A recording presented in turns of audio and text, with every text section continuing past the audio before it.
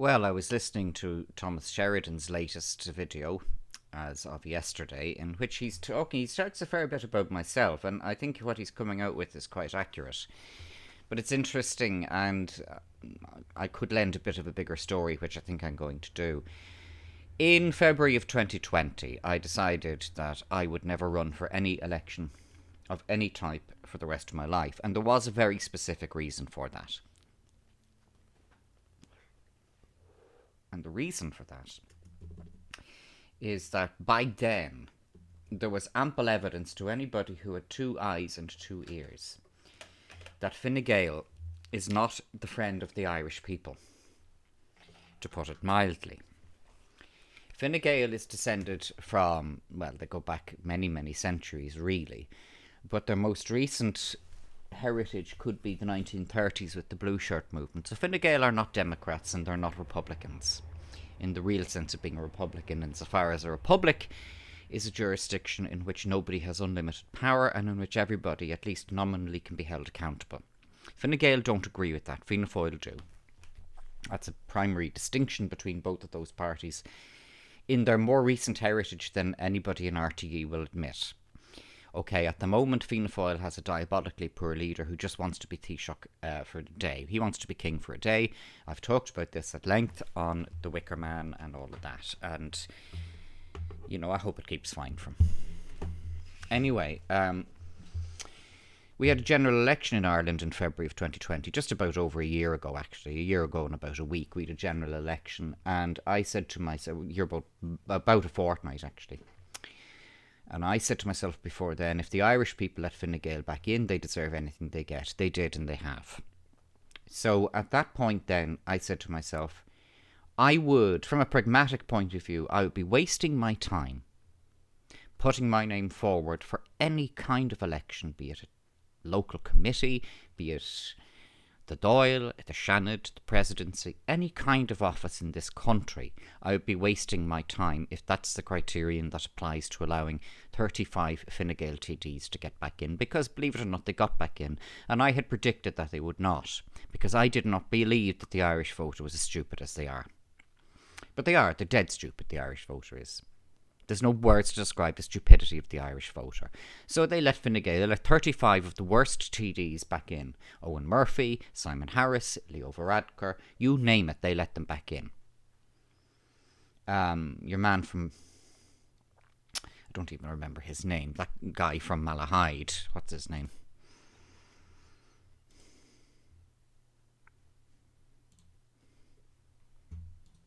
Oh yeah, Alan Farrell. That's his name. They let Farrell back in. Sure, at that point then I said, sure. These people are, are flaunting their corruption and their venality and their prejudice and their hatred of working people. They're flaunting it in your faces, as indeed are the Trots on the left. They're flaunting it as well.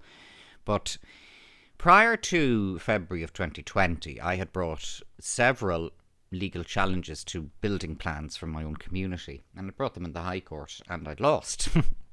But it had the crude collateral effect of delaying things, and delay can sometimes be very valuable.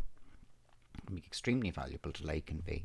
So if nothing else, they caused delay, and I had thought about running for election, and I had spoke. If people have been saying to me, "Oh, you have to run for election. You have to the council or to be RTD or that kind of thing." And then they let Richard Bruton back in. Now, okay, RTE will not tell you that all of those TDs, Bruton, Varadkar, Farrell, Harris, Murphy, they all got back in on like the 11th count or thereabouts. So they didn't top the poll by any means. It was Sinn Féin who topped the poll, and I have my own opinions about them. But what the Irish people should have done at the election of February 2020 was vote for independence. I mean, genuine independence. Go and look down, do your research, do your homework, and see who's not in Fine Gael, Fianna Fáil, Sinn Féin, Labour, the Social Democrats, or any of them, the Greens. So instead, we got back in 35 Fine Gael TDs. We got back in, I think, about 18 Greens. We got back in a crowd of Fianna Fáilers and this thirsty leader of theirs who just wants to be Taoiseach for a day. And the rest has been history.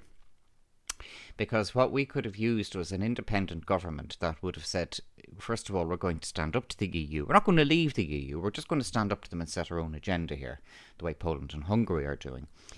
And secondly, in relation to the lockdowns and all of that, we're going to set our own agenda there as well.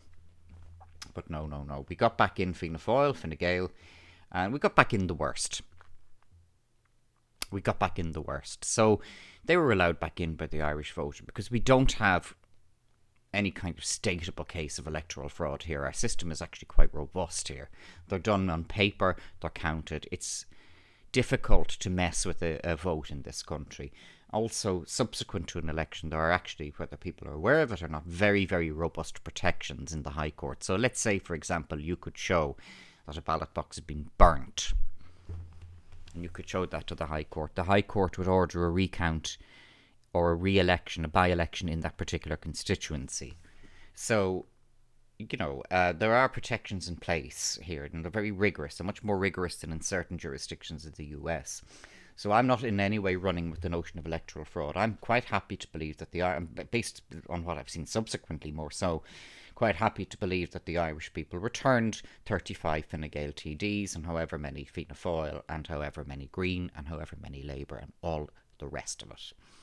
So having done that, I said, well, the Irish electorate deserves whatever they get. But furthermore, I would never, ever be able to deal with an electorate like that. I wouldn't condescend to. August of 2020, a woman says to me, you should run for election. I said, I wouldn't condescend to canvass your vote. She said, you're very rude. I said, that's why I'm not running for election, isn't it, pet? Next thing, I was going to ask her to make me a sandwich. I said to her, I'm not beholden to anybody. But she said, all those court cases you take, I said, have you paid for them? But I said, have you paid for them? But have you paid for them? No. I said, well, then you don't have the right to comment. I said, and furthermore, you don't have the right to question me, and the conversation's over now. And I walked away. Those court cases that I bring are brought entirely in my own name. And despite a number of individuals in the whole community who are still continuing to spread rumours that I'm fundraising, I don't need to fundraise because I represent myself, you morons. I'd fundraise for them to get more Ritalin. I'd fundraise for them to go into some kind of an adult unit for people who are of lower cognitive skill. But I don't fundraise to pay for my litigation. All my litigation is financed by myself because it doesn't cost that much to represent yourself. But that's what you're dealing with cheese brains. That's what you're dealing with. They let Richard Bruton back in. As a TD, Richard Bruton has done nothing for our community, for the Hope Peninsula. He doesn't even show his face. Now, in the case of Fine Gaelers, they've been told by me that they're not to show their face at my home. They've been formally notified by me, don't come near my home. Whatever about anyone else, you don't come near my home. So, I mean, I've sorted that. I don't want blue shirt fascists hanging around my house. At the moment, Leo Varadkar, the pretend Tánaiste to real Taoiseach, is presently, and I use this in inverted commas, under criminal investigation for his meddling in public selection processes in this country. Now, nothing's going to come of that. I'd love to eat my hat in that one. Please come back to me if I'm wrong. Nothing's going to come of that. That should be the leading story on RTE in the Irish Times. Instead, you switch on RTE News tonight. I managed to get it off in time for my father, but they were talking about, would you believe they were talking about COVID-19 and the vaccine. Gosh, RTE News talking about COVID-19 and the vaccine and saying nothing about Varadkar. I noted in 2019 that RTE tells lies to protect Varadkar. I've explained that before. Greg Moffat interviewed me about that. Greg did 2 interviews with me. The first one I said to him in detail how I was able to pinpoint where RTE were not just making omissions or mistakes, which they do very frequently. No, RTE were telling lies to protect Varadkar. So they're doing that now. Okay, they're not telling lies, but they're not covering the fact that the former Taoiseach, present Tánaiste, is, in inverted commas, under criminal investigation. Honestly. You'd think that would be a big issue. You'd think that they'd be running with that, journalists, but no, that's because they're all in the same old club. There are 2 things there. There are specific reasons why RTE are bought off in regards to Varadkar, but there's the group think as well, because it's the woke thing. You know, he's Ireland's first gay, half-Indian Taoiseach, and so he walks on water as far as they're concerned, despite the fact that he comes over like Ralph Wiggum. In fact, you know, the man is obviously mentally subnormal. As is Simon Harris. No. So, I was talking to somebody today who was saying the kids today, he said, if you say the word RTE to them, they don't know what you're talking about. They actually don't know what RTE is. And I said, it's optimistic. He said, it is. He said, it's a sign of the times. People are breaking away from this. I said, I'm lucky. My parents are 1991 and I know how to switch the telly off. So we had a technician who's coming out to our house on Thursday in relation to a particular thing, and the company said, now we'll be requiring you to wear masks. No, I said, well, we won't be. And I said, how can you fit in around that? Oh, well, it was only a request. I said, so it's not a requirement. I said, you used the word require. I meant request. Okay, I said, that's all right. No, well, I said, we're declining your request. Well, he will require you to socially distance. That's okay. I said, we'll stand in the garden. We can walk on the beach. You decide. I said, but to be asking, I said, or requiring, in your words, a 1991-year-old couple to put on a mask, I said, is really not cricket. I said, and I'm 47 and I'm not putting on a mask either. So I said, are we good in that one? So, they use this quick language on the phone to bully people. No, not going to happen. I had a video up yesterday regarding a certain thing that our friends in the mainstream media won't allow to be covered. Another friend of mine got another 30-day Facebooker for that. So this is the golden rule. If they're zucking you about it, that means that you're onto something. And I'm already seeing that the tone regarding coronavirus, regarding masks and all that is changing. It's diluting already because the big issue went away on Friday. And I won't have to, I don't have to go into details here, but you can already see how things are moving. You can already see it. It's diminishing in front of us like a vampire at dawn. Thomas, though, was talking about my videos. What happened with me was, in 2020, I got leave to take judicial review. I actually did get the leave, not like Gemma and John, who didn't. I couldn't resist that, sorry. I'm a big supporter of Gemma and John. What they're doing is right, just they're going about it entirely the wrong way, but what they're doing is right, bless them. Anyway, I got leave to take 2 judicial reviews, and the judge stipulated that it be by remote hearing. I said, I don't have the equipment for that. You will, he said, in time for the hearing, and that nailed it. So I had to get a webcam, but the problem with the webcam was it makes me look like a Bell's palsy. So it's a 4K webcam, honestly, but I've got the mic as well that I'm speaking into now. I wasn't going to use a webcam mic because they sound like they're coming from the back end of Venus. So I wanted to get a decent mic. So I got this mic that I'm using. And then I discovered, kind of August of 2020, that I could make videos very quickly if I just talked into the mic, recorded it as a soundtrack, and then put a card over it as I've done now. And I'm doing a lot of my videos. Sometimes I'll drop the odd slide in, as I did 2 nights ago. But generally, it's very expedient and very quick and efficient to do a video the way I'm doing now. It's just the way Stixie does them. Stixie just talks in front of a camera. He doesn't even press pause. Stixie just sits and talks, and he's a huge following. I want to say this. During the US presidential election, I got my news from one source. I got it from Stixie. That was my news source for the US presidential election because you can trust him. He's reliable. And he's reliable in 2 fields. First of all, he tries to be accurate, but moreover, Stixie does something else. He qualifies everything the way I do by saying, look, this is my subjective opinion. RTE should do that as well, because that would be a bit more truthful on their part. This is a subjective opinion dictated to us, laid down by John Williams. We are telling you what John Williams tells us to say. Who tells John Williams is another guess. But I'm not interested, it's just RTE. So I was required to get this equipment, and it allows me to do these talk-to videos. The sound isn't as good as on my voiceover mic. I have a voiceover mic connected by a very long 10-meter USB in another room, which is very quiet. However, I can't press pause, obviously. I can't silence that mic, or I can just sit and chat into this one.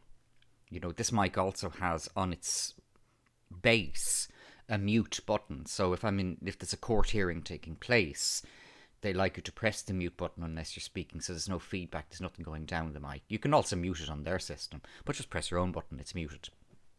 So it's a good mic. It's a mic used for conferences and for meetings, that kind of thing. I then had to get a new monitor at Christmas because my old monitor was a TV set, which just, I'd had enough of this world. So, I've upgraded the desktop equipment a lot. I have a great monitor, really good high, got the best high definition monitor. It actually has volume on it as well. You can do sound on it, but I don't. I have a webcam on the top of it, a 4K webcam, and I have this mic. So that allowed me to upgrade everything. And then I suddenly started doing these videos after that, because I'm very much a minnow in this whole thing. I'm very much the new kid on the block here. Look at Thomas has been doing material for 10 years. Stixie's been doing it for God knows how long. But this gets to something Thomas said. People like, or Angela Merrill has only started. Angela's great stuff. And Angela's editing and her photography. And they're really eclectic and, there's a really original slant to Angela's material. I like her stuff a lot. And I was attracted to Angela's material about 3 weeks ago when she spoke so candidly about masks. And it was like listening to the inside of my own head. Somebody's texting me there. It must be Richard Bruton to say, oh, can I talk about getting your vote at the next election? Oh, get out of here. Get out of here. They voted for Bruton back in. Why? Because he was a nice man in a Fine Gael suit. A nice man in a Fine Gael suit, Mr. Bruton was. That's why they voted for him. And the thing about, Thomas did say something on Facebook before he got he got nuked again for saying things that they didn't want to have heard. We won't talk about nukes or the possibility of they're being used. Thomas said that all of these people who are calling out against the opposition are controlled, or calling out against coronavirus, masks, etc., are controlled opposition. Of course they are. They have to be. There's no really strong independent voices in the Dáil. There's nobody saying we need to get down to the bottom of this, the way John Waters has been saying. John Waters echoed something that I said. I presume he didn't see me. It was just synchronicity. That we need an inquiry going back 3 years to see not just what happened, but how the foreground of it was allowed to happen. So in other words, we had a lickspittle woke mainstream media which was completely enthralled to Varadkar. Now, as I've said, there are a number of specific, separate, discrete reasons why they're enthralled to Varadkar, but one of them is groupthink. So there was this one, Oompa Loompa, said she was moved to tears by a particularly crass speech Varadkar gave around Easter last year. Moved to tears. She wouldn't be part of that. She wouldn't be part of the in crowd, but she wants to be. Bawled my way through Leo's speech. Yeah, of course he did, Pet. Make us a sandwich. She's trying to get in with that set. But what she doesn't realise is that the tide has actually gone out on them already. They're all flailing around like crabs that the tide has gone out on, They're still in denial about it, possibly to themselves. But I'm afraid that the compass has shifted. The pendulum has swung too far. Compare Ireland now to what it was 10 years ago, and it's actually a far brighter place in many regards. We're not being told that. But it's a far brighter place. Because the malign hold that RTE had has gone largely. Except from the people who'll always be addicted to RTE. The Irish Times and all of those ones. But the credibility has leached from them, particularly when they had that retirement party for Samhailwan in RTE. They brought the organisation into formal disrepute. I don't mean that they acted in an indecorous or inappropriate way. That's not bringing the organisation into disrepute if you look at it from a legal perspective or from an employment law perspective. Behaving and using bad language or that kind of thing, it's not necessarily appropriate, but it doesn't mean that you've brought your organisation into disrepute. But given that RTE had been talking ad nauseum about COVID-19 and restrictions and all of this, for those RTE stars to behave the way that they did, they broke the law, first of all, but they also completely made hypocrites of themselves and their organisation. But it's primarily the breaking the law that they did at a hoolie in Montrose for some elderly woman who was going off to her huge pension. By that, they formally brought their organisation into undeniable disrepute. That's, let's be clear from an employment perspective what bringing into disrepute specifically, substantially, actually means. That's what they did.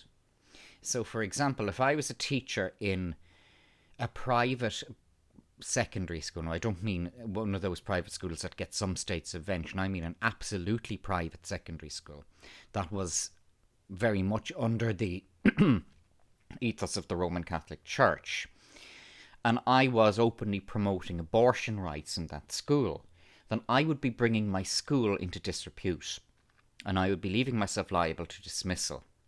And I don't think I would have any particular recourse if I was doing that, whereas it's the same with RTE. It's the same. What they have done is, through their actions as recorded at that party in November during a level 5 lockdown, they broke the law as employees of RTE on RTE property in RTE time. So they broke the law, and they also made hypocrites of the organisation which has been so relentlessly promoting the official narrative regarding COVID-19. So that's two grounds on which they brought RTE into disrepute. They're not going to tell you that. They've now decided to move on. Micheál Martin gave his personal blessing to that. May that be on his own head.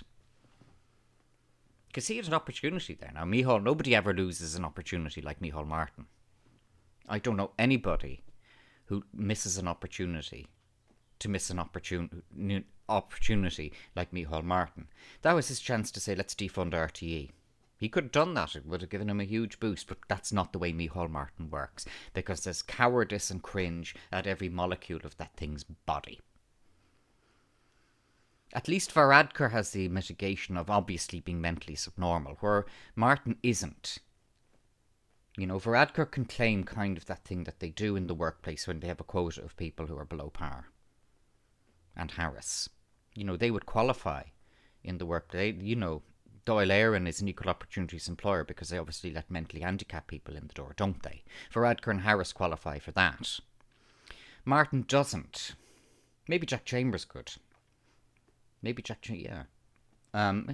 Chambers got elected. Jack Chambers sulks and has tantrums in air when any rude journalist dares to ask him an awkward question. But they chose them. The Irish people chose them. What did I say earlier? Thomas had said that I was very much a proponent of officialdom. I know what he means. I still am. But there are ways of taking things on, and you cannot put a square peg into a round hole, and you cannot change the way things are.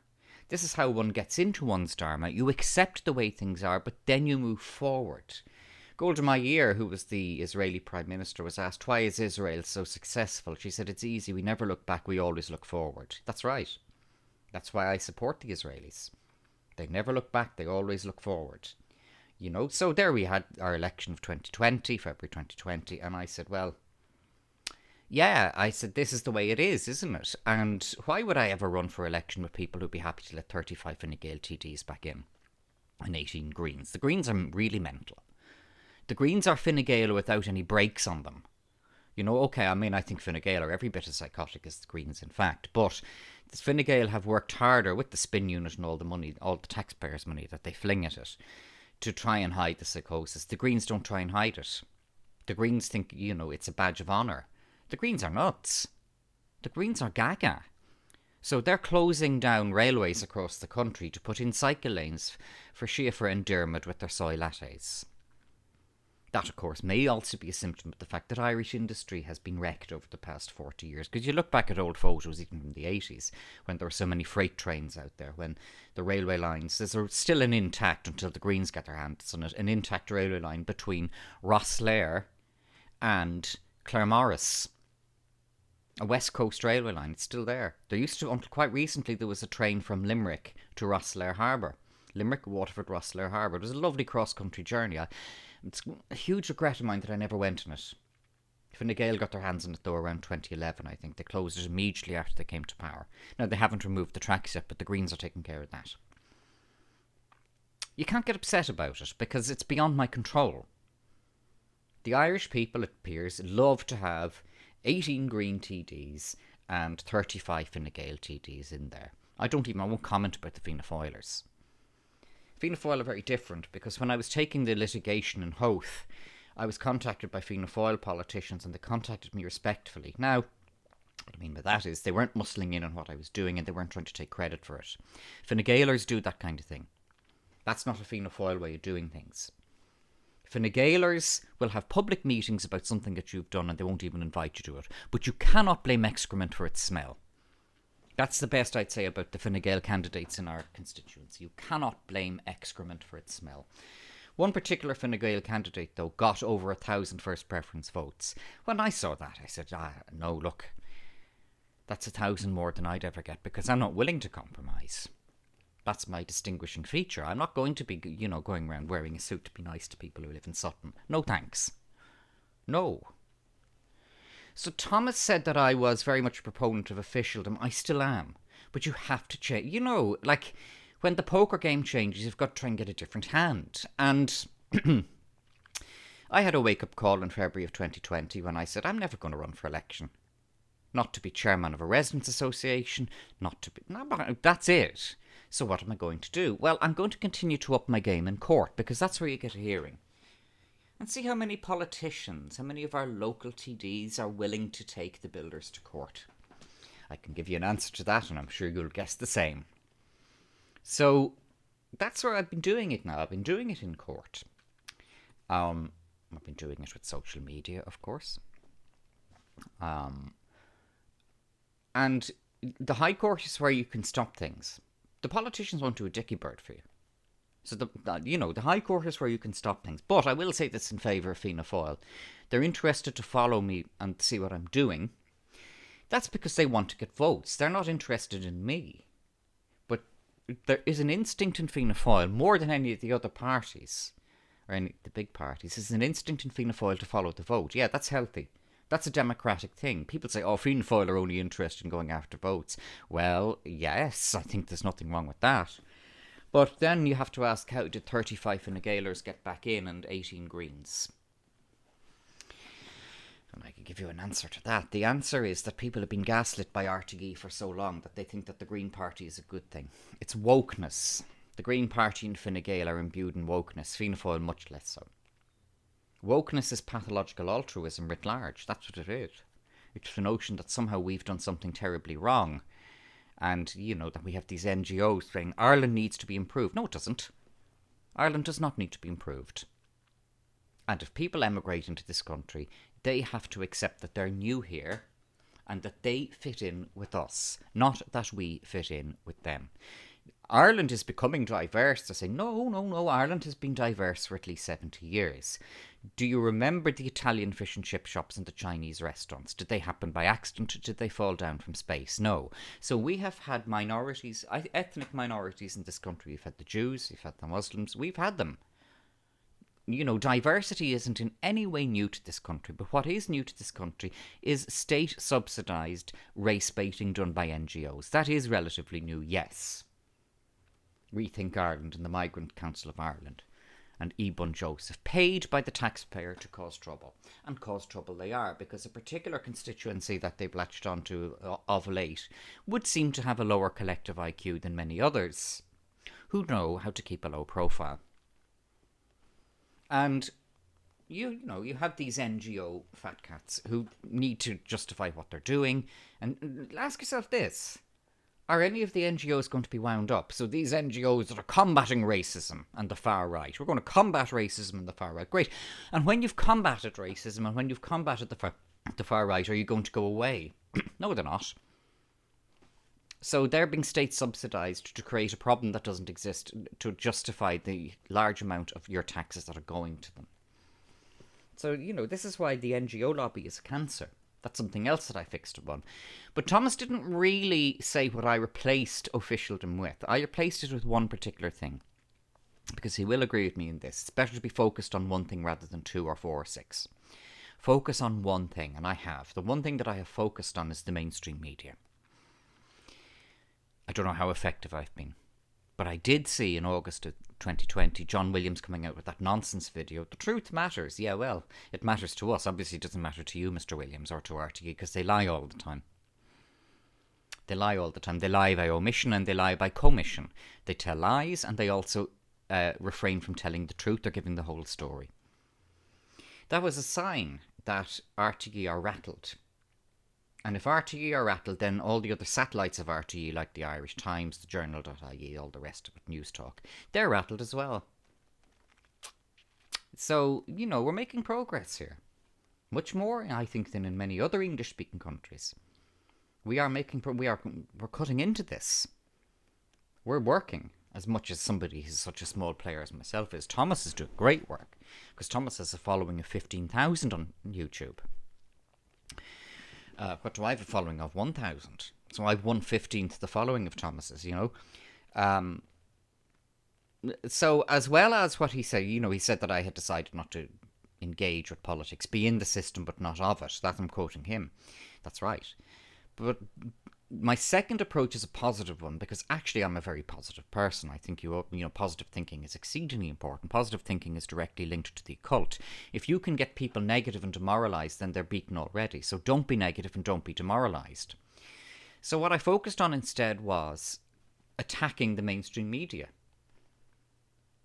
The Irish Times, RTE, attacking them for their lies. What have I got to go on? I've got to go on from what I said to Greg Moffat, what I've said here before, from 2019, proof that RTE was lying to protect Varadkar. Not just omitting. Oh, they do that all the time. RTE is one big omission. But lying, telling lies to protect Varadkar. And I have that on them. And I've kept recordings of it and screenshots of that. So RTE are liars. I remember at the time saying to myself, you know, oh God, how's this going to turn out? Who would have thought that 2020 would be the gift that kept giving?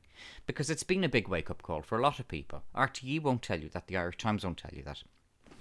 Many of the people you come across on Twitter and many of the ones who respond are still stuck in Abrahamic thinking. And whether they are even personally aware of it or not, they're still following mainstream media. So they get annoyed when they see that RTE isn't mentioning the fact that Varadkar is presently, inverted commas, under criminal investigation. Don't be annoyed, it's RTE. You know, you're obviously still taking RTE seriously if that annoys you. We don't take RTE seriously. They're RTE. They're doing what RTE has to do, which is tell lies and protect Varadkar. RTE, they aren't even protecting Martin. He's not part of that group. And he's not woke. He doesn't have the woke badge. That little golden ticket that Varadkar has that gives him a free pass all the time. But at the moment, RTE is not talking about the fact that Varadkar is under criminal investigation. Mind you, I said that back in 2017 when he admitted at the White House to the fact that he had interfered in a planning process when he was a minister. He admitted it. Nobody said a word because he's woke.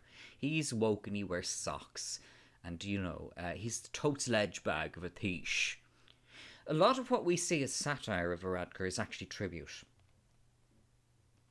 I did a meme in 2017 of Varadkar standing outside a burnt-out caravan in Carrick Mines and Grenfell Tower.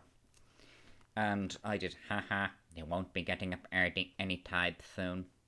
That caused a lot of offence. That's satire. I got messages from Fine Gael TDs. Oh, bless them. Alan Farrell sent me a message, so I put a video up about that. Go look for it. That shows it hit the mark. And John Williams' ridiculous video, The Truth Matters, shows that the mark has been hit. I'm not suggesting that I have the credit for that, but it shows that somebody or some people out there have rattled their cage. People do impressions of Varadkar, but actually it's like Bull Island, that rubbish thing on RTE. That's not satire, that's tribute.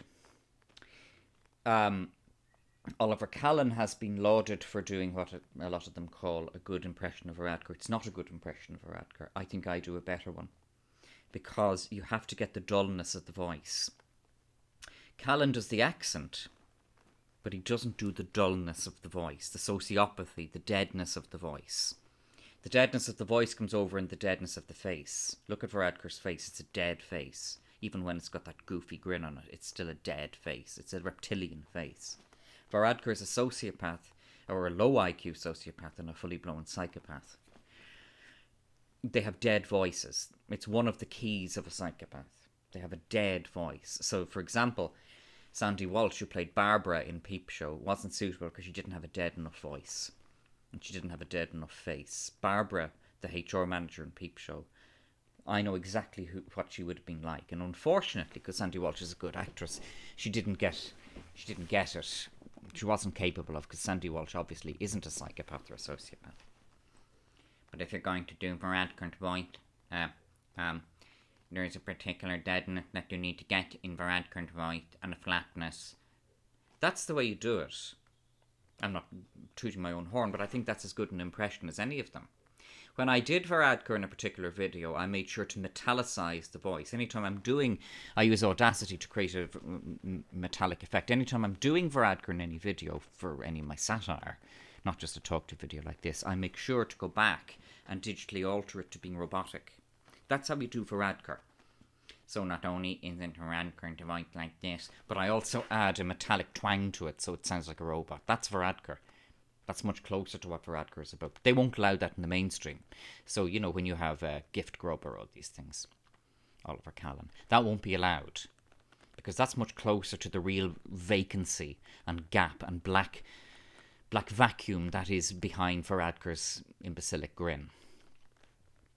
So it is interesting to read what Thomas said about me, and I was very pleased, and I'm always glad to get a shout out from Thomas or from other bigger guns than myself, you know. But I thought it deserved a bit more explanation of, first of all, how I got the equipment in my office to be able to do these things, the good mic and the camera and all the rest of it. And it was actually by force of necessity, by the High Court judges requiring me to be ready to do High Court hearings from my study, which I've been doing now quite a lot. And you will see, you know, some lawyers won't have, they'll be doing it on a laptop, and it's rubbish. You know, you have to, if you're going to do the court, you need a good microphone and a good camera. That's not actually a luxury or showing off. You do see the distinction. So it was by accident, really, that I was forced into the situation of having this equipment, which now allows me to do these videos. What I discovered then was, you know, if Stixie is sitting there talking to a video with his cat around him, you know, sure, I might as well just sit here, do a soundtrack and put a card over it. I could be sitting here in the nip. I do plan to do those videos with other gay men in the nip. You know where I am, you know? So this is how I found myself evolving into this situation of being able to do these things. Doing animation or that kind of thing, I'd love to do a lot more of that, but that's very time consuming. And people say, oh, you know, get the Adobe software and a Mac and all that. It's still time consuming because you have to make the actual templates and fundamental stuff. I'll give you one tip and I'll let you go on this. What's the most important thing for me to learn with animation was how to do a transparent layer. Because the programs I use for animation, believe it or not, I use PowerPoint. PowerPoint quite a lot. PowerPoint is a really good program. It's very maligned, PowerPoint is. It's a really good program. Because if you create a lurid green background, then you can animate things coming in, going out, up, down, backwards, forwards, zooming. And then when you're putting it into your video editor, I use Premiere Elements as a video editor. It's an outstanding program, Premiere Elements. Then you just do green screen cancel, and you have the graphic moving in and out. So when I learned how to do transparent layers, you do a transparent layer in Photoshop. So you have your image, then you just cancel out the bits that you don't want. The way that you cancel it out is that you use green or you use another lurid colour that's quite contrary to the colours that you've got in the image you want to retain. You use quite a differing colour, then you go for what's called eraser or magic eraser. It cuts them out, you've got your transparent layer. Save it in PNG, that's a high definition format. JPEG isn't so great for that. Then you bring it into PowerPoint, you animate it to a green screen, you save it in MP4 because PowerPoint, and they don't tell you this, allows you to save in numerous formats. The screen that you're looking at now is done in PowerPoint and saved in PNG. You can also save an MP4 video, but it saves as a silent video, obviously without a soundtrack, because to do a soundtrack in PowerPoint takes an eternity.